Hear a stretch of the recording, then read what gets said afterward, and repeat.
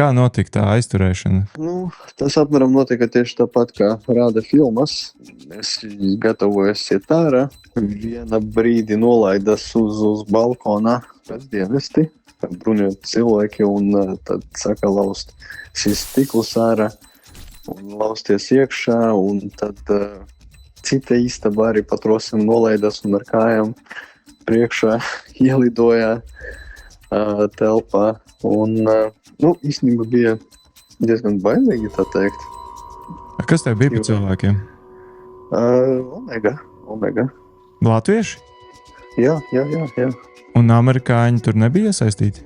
Viņi attaisīja vaļa durvis, ko es pats varēju atvērt. Jā. Iegāja arī amerikāņu jau izmeklētāji. Un kas notika tālāk? Tālāk viņi parmeklēja visu māju, paši amerikāņu izmeklētāji. Un iegāja arī mūsu vietējie kriminalisti, kas, principā vienkārši sēdēja blakus man, lai es laikam neaizbēgtu.